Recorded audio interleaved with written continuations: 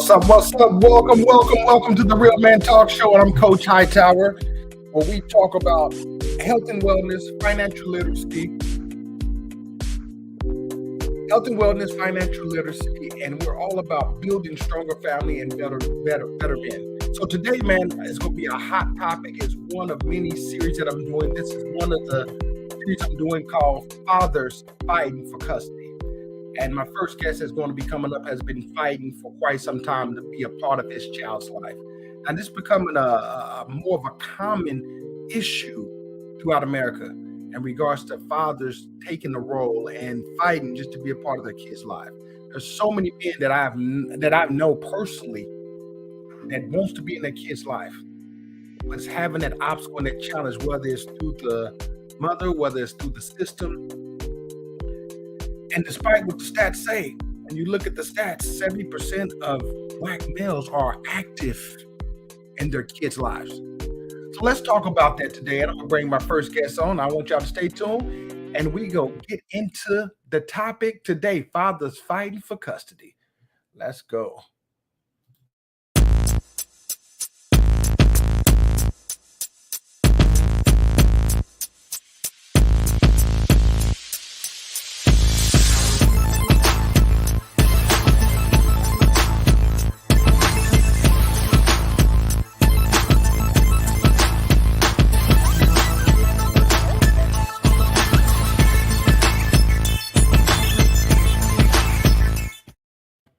Brother Rashawn, what's up, man? What's going on, Brother Hightower? Man, nothing much. It's Friday, man. Thank God, man. I know, right? Yes, man. So tell me this, man. You're one of many fathers, man, that I know that's fighting to be a part of their child's life. When people ask me about good Black men, I tell them I know more good Black fathers than I know deadbeat dads. Tell me, man, what has been the challenge for you to being a part of your child's life? Ooh, it's been a few challenges. One, the mother of my child is the number one challenge. And the second challenge is the law, and the way the laws work, because they were not designed to keep men in the lives of the children. They are designed to keep the children with the mothers.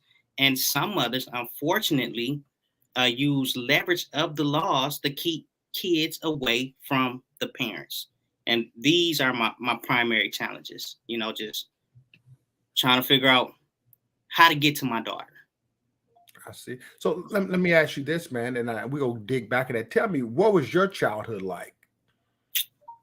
My childhood, I grew up, different than a lot of other kids. I grew up fast. And when I say fast, I mean like I was cooking, in the second grade. Okay. I can imagine kids today cooking in the second grade, I mean, it wasn't nothing but grilled cheese sandwiches or ramen noodles, but like I lived in a single parent household, where it was just my mother.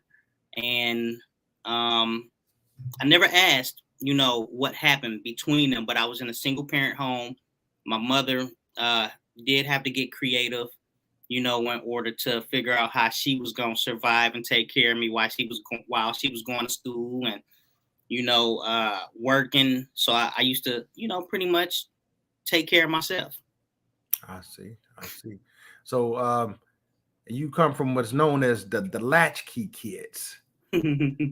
Where you was pretty much given a key to allow yourself into the house until your parents got off from work, and you pretty much fed and took care of yourself. Right. Which is a term that we usually don't hear today.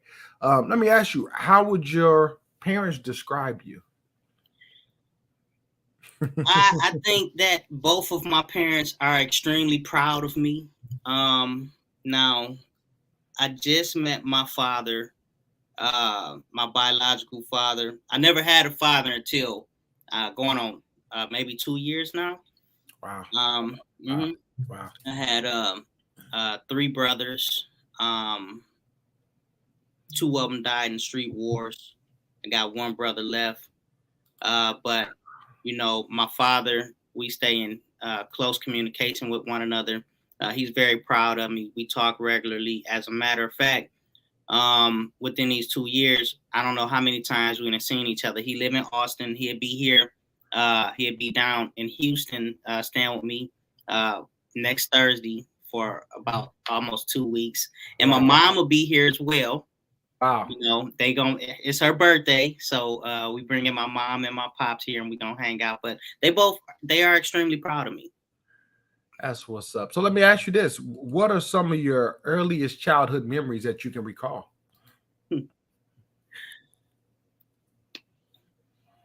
Man, my childhood memories. I mean, just being a kid, having fun, playing basketball, at the school gym with some of my friends, and just living life, being free, doing what I wanted to do. Wow. I want to touch back on a couple of things that you stated. I heard early in the conversation you stated you had two brothers that's no longer with us. Never had a chance to meet them. Wow. And were they older, younger? Mm-hmm. They were older? They were older, yeah. Okay. And this is by your father? My father. Okay. And man, and this is so important, man, because like yourself, man, I didn't discover my biological father till 2014. And he was already gone. But I did get a chance to experience the rest of my family. I actually went to my very first family reunion in Oklahoma City about a couple weeks ago, and was able to hear all these stories of my father, my grandfather, my great-grandfather. But it's very important, man, when it comes to just having those parents in your life. And it's also more important when it comes to having daughters having a relationship with their father. How has it been since you have reconnected with your father, man? It's been good. It's great. Like we got a great relationship. Whatever happened in the past happened in the past. I really don't care about that. It's like, all right, we right here, right now. Let's move forward. So, and we good. What has been if you had to pick one thing now that you reunited with your father, what has been probably the number one thing that you have missed without having that father growing up? Oh man, it's really a lot, because like I said, I was really pretty much taking care of myself, as a kid, like when I was growing up, being home alone and my mama, being creative to figure out how to take care of us. Like ultimately what ended up happening in a single parent home is that I left my mom's house in middle school. So in the 7th grade, I left to the streets, and I was taking care of myself because me and my mom couldn't, at the time, get on the same page. We was butting heads, and, I felt my best decision for me as an individual was to leave home. And if I had a father, maybe I would have had somewhere else to go to outside of the streets. And since I went to the streets thinking I knew more about life than what I actually knew about life, and I was really wet behind the ears and didn't really know how wet behind the ears I was, I ended up getting sucked into the criminal injustice system when I was 17, behind a false accusation with inadequate counsel and no support system. Like when I was going through the system behind a false accusation when I was 17, I thought I could handle it myself. I didn't want to reach out to my mama. We wasn't talking. I wasn't reaching out to nobody else. And then I thought, as long as you told the truth, the whole truth, and nothing but the truth, so help you God in the court of law, everything would be all right. I had no idea it was not like that for Black men or people coming from certain zip codes or people without a particular without certain resources or a particular support system. I thought as long as you told the truth, it'd be good. But it wasn't like that. So if I had a father, maybe, like when I thought it was my time to leave my mother's house instead of leaving to the streets, I could have went to my father. And thank you for sharing that, man. And that resonated with me so much because I had a brother who's gone due to the streets. And I remember when he had got in trouble initially, I remember my mother telling him, just tell the truth. Just tell the truth. Not knowing, once again, how the system works. It don't operate as you stated for us. Don't matter if you're telling the truth or not. And that goes back to just the system that we live in, as you stated, the injustice system at certain levels. But it plays a major factor in regards to just your upbringing, as well as you stated, you could have avoided some of those obstacles if possibly both of your parents was involved, if you had that relationship. And I say that and ask you these questions for mirror reasons, because I talk to many people. I've experienced it. I've seen it. When kids don't have that relationship, definitely girls and ladies who don't have that relationship with their fathers, they tend to run into other situations. And this is why it's so important, man, that we be a part of our kids' life. But we can't be a part of our kids' life when someone is using them as a pawn, or when the system is not pretty much going in your favor. When was the last time you seen your daughter? 2,836 days. That's over 7 years. The last time I seen my daughter, she was 10 years old. I happened to bump into her at Walmart. I was so happy to bump into my daughter. And the mother, I seen, she was just looking at me like, and like I gave my daughter some money, a $10 bill. It was the biggest bill she ever had. And she looked at me and said, "For me? Thank you, Daddy." And it was like a blessing to my daughter, and it was a blessing to me to be able to get that to my daughter. And the mother was looking at me, telling me to take my money back. So you telling me you ain't seen your daughter in, was it 7 years? Over. And your daughter, if I'm correct, you live here in Houston, Texas, right? Mm-hmm. That's and right. Your daughter lives in a city over that's probably about 20 minutes away from Houston, right? No, she lives right here in Houston, Harris County with me, right here in Houston, Harris County. And I haven't seen my daughter. I called my daughter. I bought my daughter a cell phone, dropped it off so I can communicate with my daughter, where I don't have to go through the mother. And the mother never gave the phone to my daughter. So I called the mother to talk to my daughter. The mother won't allow me to talk to my daughter. My daughter has social media. I send my daughter social media, Facebook Instagram friend requests. What's the one that they be dancing? Snapchat. TikTok. Yeah, I send a TikTok friend request, and every time I send a friend request, the mother blocks me. I can't go over there. Like, I have no communication at all. I send my daughter letters, but the mother just won't allow me to see my daughter. Like me and the mother of my child, we don't have to talk, and as a kid, not as a kid, but years ago, before me and the mother of my child split up, and I wrote about it in my book. Okay. I wrote about this in 2014. And I said, I put the words of my baby mama in my book. She said, when we split, she said, "I'm going to take your daughter away from you, and there's nothing you can do about it." That's exactly what she told me. And I put it in that book in 2014. Wow. And here we are in 2022, and I have not seen my daughter. Wow. And what makes it even so more challenging, and brother, your stories is one of many stories, man. A particular gentleman that, as in Virginia, based off the case study, he has actually went to jail a couple of times, only to try to be a part of his kid's life that they pretty much put him in contempt. Not only that, there's some other things that's going on in regards to there's other entities, I would say government entities that's involved, that's keeping them. And as you know, this can turn into a cash cow, man. It is. And it not only hurts the father, it hurts the child, but it becomes more emotionally and financially draining. And when you see the other entities that's involved, they're pretty much profiting off your demise. I done paid over $10,000 trying to get my daughter. And I don't mean to interrupt you, but I want to say I done everything under the sun to try to figure out how to get my daughter. I done did it all. And yet nothing's working. like I have me and the mother of my child, we were actually married, right? Okay. Now in a divorce decree, in that divorce decree, I have from the courts where it allows me to see my daughter and be in my daughter's life. Yet it's hard to get a courtroom to enforce the decree that took place back in 2014. And I don't understand, right?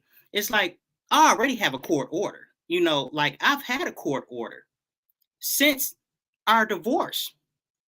And yet the mother of my child still does what she want to do.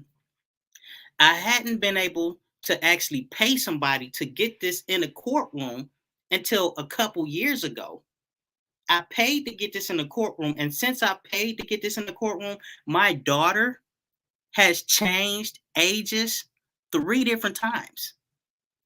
And it's like the courts don't even want to touch it. And I can just assume that if the roles were reversed and it was me as a black man keeping a child away from a mother, it will be an Amber Alert on my car or warrant out for my arrest, because it would have been criminal for the simple fact that there's a court order placing the child in the mother's life, and I refuse to give that child to the mother.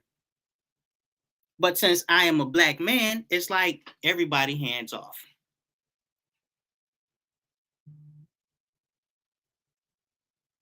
And why do you think that is? It's a few different reasons. So when I got sucked into the criminal injustice system when I was 17 years old, I got sucked into the criminal injustice system for one of the worst charges that anybody can get sucked into the criminal justice system for. Yet again, the charge was all false, faulty, fabricated, and I shouldn't have been in the courtroom, yet I was. And ultimately, I thought again that it was nothing anyone can do to me, but I didn't understand that in the courtroom, it's not about the truth, it's about who presents the best story, who have the money to pay for adequate counsel. I thought as long as I told the truth, everything would go away. And it didn't work that way. So ultimately, I signed a plea deal in that courtroom as a 17-year-old boy without support of any kind. I signed a plea deal at the age of 17, a minor, to avoid 15 years in prison behind something I shouldn't have been in the courtroom for in the first place. And now people using this as a crutch to do what they want to do and continuously weaponize this charge that I shouldn't have as a tool to continuously punish me when I did the time for the charge I shouldn't have had, and yet they keep charging me for something I shouldn't have never had anyway. And now I got to pay for it by missing my daughter. Oh, brother. And I'm very just heart torn just hearing this situation. And like I said, yours is one of many. But what you just emphasized, as you stated, there's a court order in place. Now, being a father, you and I, we, as you stated, we have to abide by the court order. If we don't abide by the court order, they're looking for any reason to have us suffer consequences, whether it's financially, whether it's jail time, whether it's a lien, whether it's on your credit. You go pay if you don't abide by that court order. Why do you think it's completely different when it comes to the other party? We all both are part of the same system. Because it's levels to life. And when I look at life in general, you got white privilege, you got woman privilege, you got LGBTQ privilege, you got Asian privilege, you got Latino privilege, but it's hard to find male black men privilege. We don't even support one another. True. So we like at the bottom of the totem pole, sitting down here at the bottom of everything, trying to figure everything out by ourselves. True. So when it comes to, the way things work, the way laws work, the way we navigate through the financial systems or the educational systems, we still in the land alone. And that's why it's operating like this. And let's talk a little bit about you, brother, because I don't think you get enough accolades. As you stated earlier, your parents, you pretty sure your parents are proud of you. And I want to tell you, man, told you several times, I'm very proud of you. Based off, as you stated, at an early age, man, you was already fighting against the criminal justice system, and you tried to take it upon it alone by yourself, which most young men would do. And you realize it probably was a good choice, but that was your options at the time. You didn't have a lot of options, so you went with what you thought was the best option. Let's talk about what all you have done since then, man, because you don't really go in detail to all the things that you have accomplished, man. And there's so many things that I know you have done, but tell the people about the organization that you have created, the people that you have helped, the accolades in school. Let's talk about that just in case your daughter watches, she can see what's going on with her father. Well, thanks, Brother Hightower, too. You're very welcome. In the last 4 years, now I didn't go to school this year, so the 3 years prior to this year, I graduated twice with political science degrees. On my way back next year, we started an organization called Pure Justice, yes, where we work around 3 different pillars. It's economic justice, racial justice, and criminal injustice reform. Some of the campaigns we're working is bail reform, fair housing, police accountability, community safety, and we continuously work around access to democracy. Our organization is policy oriented, not wraparound, and we push for policies in certain areas because if you get certain things written, then it will go a long way for people that's in more so a need. So. Yeah. Good job.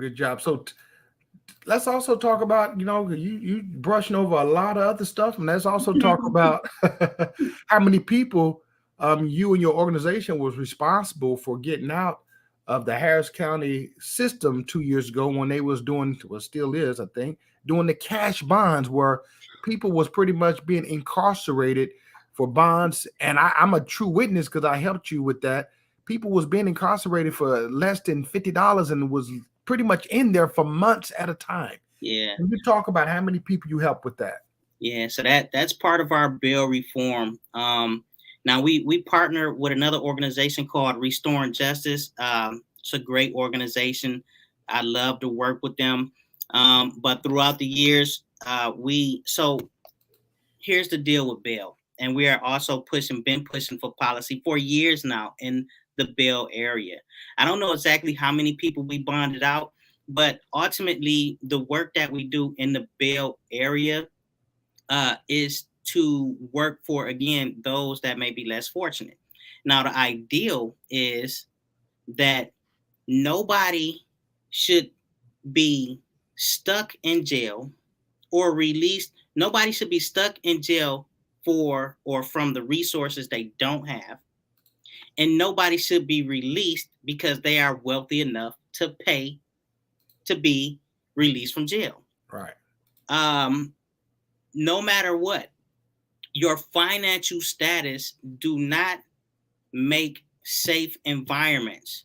Being poor don't make you a danger and a threat to society. It's either you are an actual danger and a threat or you are not.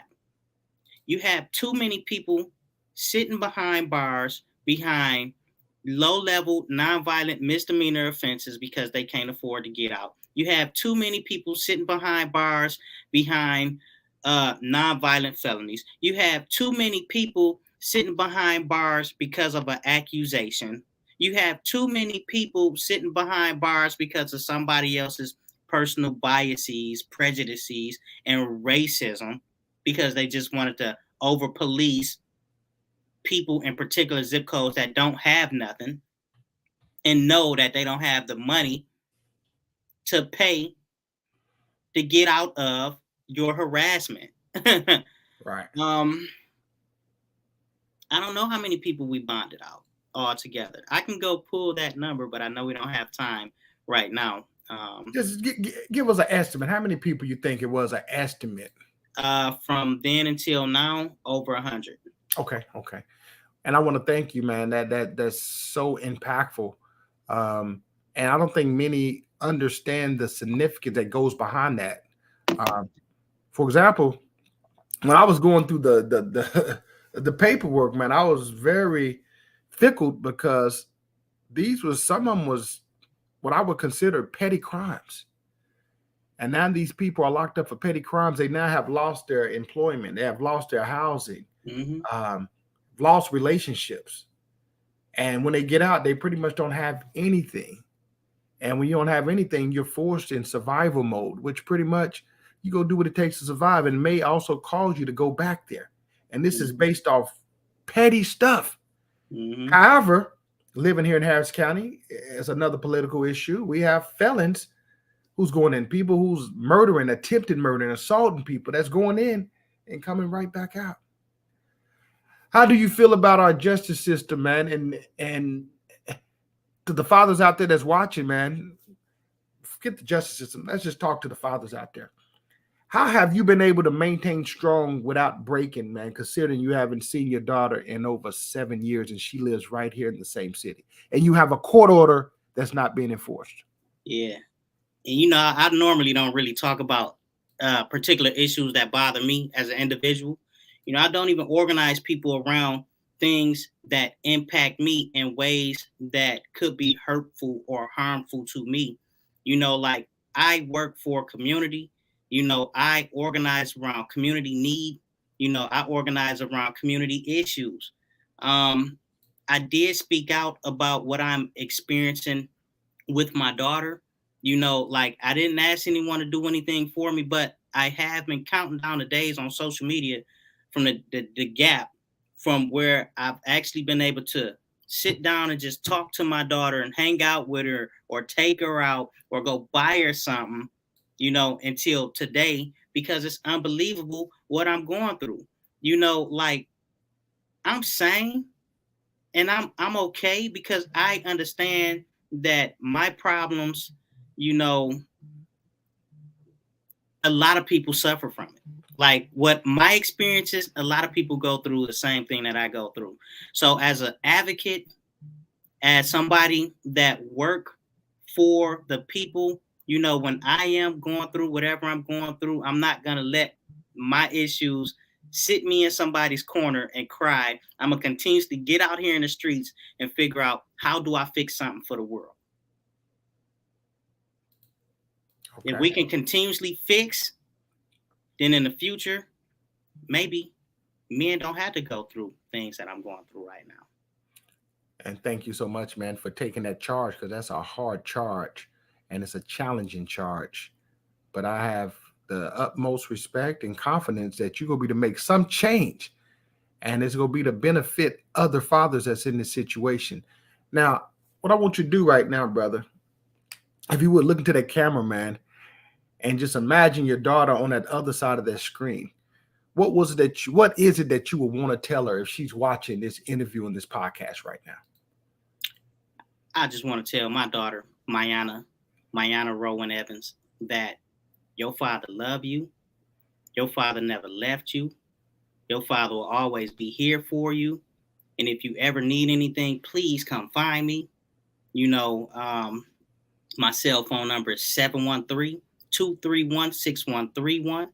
Look me up, Google my name, but find me because I have a lot to offer you and I want to see you.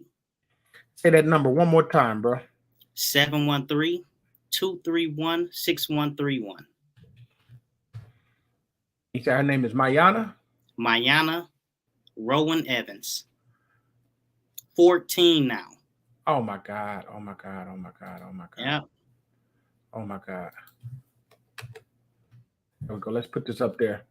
Mayana, if you're watching, this is your father's number. This is your father's number. And it's just, man, it's just so hurtful, man, because in so many ways, as you know, Rashawn, as being a man and being a father, most men, our existence is through our families. That's what pushes us and moves us, most of us. And to have a biological kid, that's your only kid, right? My only daughter. Only daughter.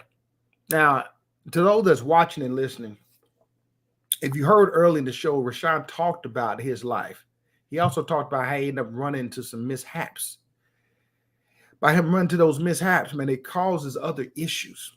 And this is what we're trying to prevent. Because when you end up separating the household, man, we become prey to the world. And right now, everyone is preying, preying on certain demographics and certain socioeconomic class. But it's so important that fathers are involved in their kids' life. And it's also important that girls have that relationship with their father. And brother, I'm praying. And I'm doing more than praying because I got a lot of confidence that it's going to work out. I just hate that it's taken this long for it to work out. Is there anything that we or the people can do to possibly help you with this situation? I know this is a legal situation, but is there anything that they possibly can do, or any support, any letters they can write, anything they can do to show up for your support? So for me, and not to be, yes, it is. Now I'm not the person that go around asking for, certain things, but like, and I'm not. True. Don't ask anybody particularly, but if you, because I do have a lot of resources around. There's a lot of people around me with resources. There's a lot of people, that know people that can make certain things happen. And if you can nudge something, move something, push something to the forefront, I just want to get my case through the courts, because I'm not understanding why we still in civil court. Like, I'm not understanding, like, when do this become criminal? Like, when does this move from civil to criminal? Because this is criminal. And I need somebody to do something. I don't have the resources, obviously, to move this needle. But if you know me and you have the resources, you don't even have to tell me. Just move the needle for me. Thank you, thank you, thank you.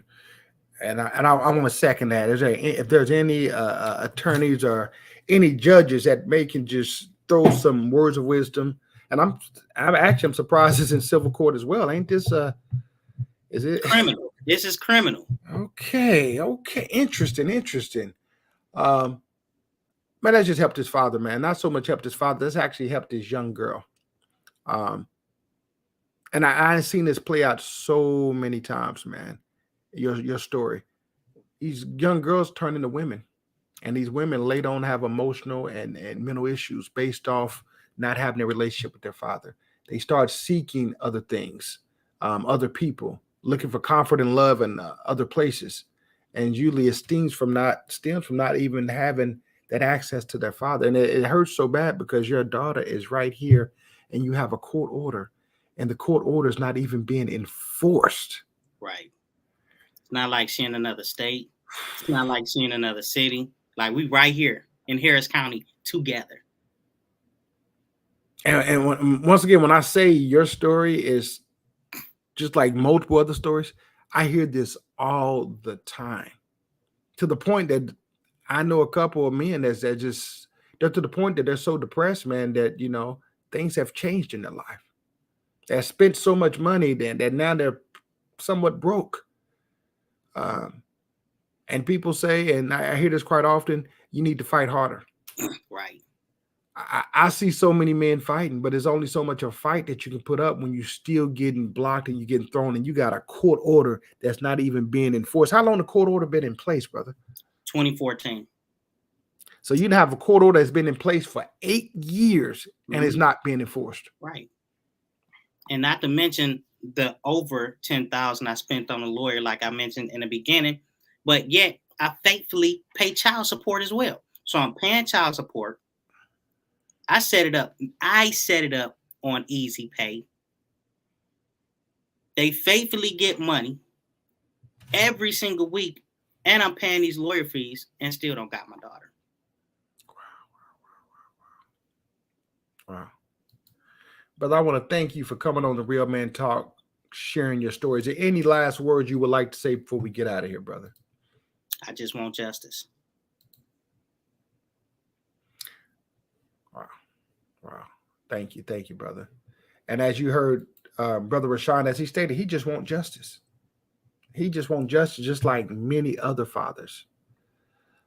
If you're a father out there and you're fighting to be a part of your child's life and you would like to tell your story, reach out to me at the Real Men Talk, and let's talk. And I would love to bring you on here because this is a issue that's going on very rapid across the nation, and it's very terrible.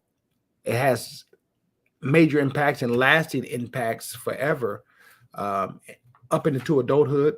And you talking about these same adults are now becoming parents in the future. And when they become parents, they also sometimes may exhibit some unknown behavior just based off their upbringing.